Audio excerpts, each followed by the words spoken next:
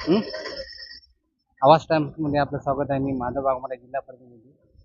आपण आज भोकर तालुक्यामध्ये भोशी ह्या गावामध्ये आलेले आहोत आणि आज ह्या पेट्रोल पंपमध्ये जे आहे ते डिझेलची कमतरता असल्यामुळे शेतकरी जे आहे त्यांचे जे लागणारे डिझेल ट्रॅक्टरमध्ये टाकणारे किंवा वाहतूक करणारे जे काय ऑटो असतील वगैरे असतील ते खूप परेशान आहेत. तरी आपण या ठिकाणी माननीय तहसीलदार गुंडोमार सर इथं आलेले आहेत. त्यांची आपण काय समस्या या नागरिकाच्या आहेत मी विनोद गुंडमवार, तहसीलदार भोकर. आज माननीय जिल्हाधिकारी महोदय यांनी दिलेल्या सूचनाप्रमाणे आमचे नायब तहसीलदार पुरवठा असतील, मी स्वतः आहे, तलाठी मंडळाधिकारी आहे, तालुक्यातील सर्व पेट्रोल पंप यांची तपासणी करून काय परिस्थिती आहे याची आम्ही माहिती घेत आहोत.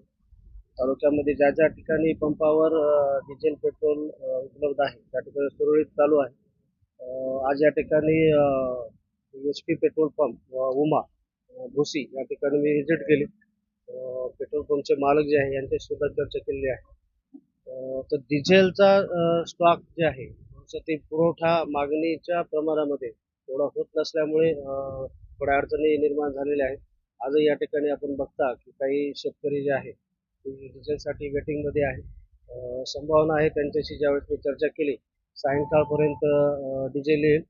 साधारणतः या मंथ एंड पर्यंत जे आहे सध्या पेरणीचं वगैरे कामकाज मशागतीचं चालू असल्यामुळं हा थोडा अजून एक 10 दिवस तो थोडा राहणार आहे.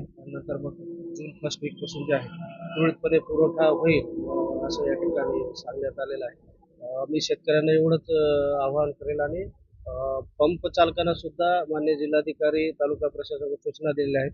शेतकऱ्यांचे मशागतीचे सध्या कामं चालू असल्यामुळे आपण डिझेल किंवा पेट्रोल वितरण करताना शेतकऱ्यांना आपण पहिलं प्राधान्य देऊन त्यांना द्यायचंय.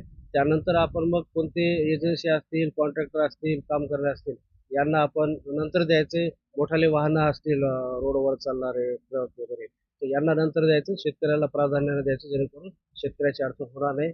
अशा सर्व पंप चालकांना सूचना दिल्या.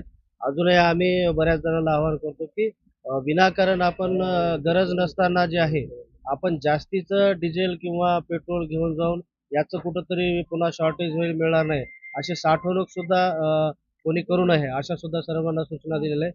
शेतकऱ्यांना आमची विनंती राहील आणि त्यांना सुद्धा सूचना राहील आपल्याला कुठल्याही पद्धतीची अडचण होणार नाही अशाच आम्ही पंप चालकांना सूचना दिल्या आहेत आणि आपल्याला वेळेवर डिझेल मिळेल याची व्यवस्था प्रशासन करतात.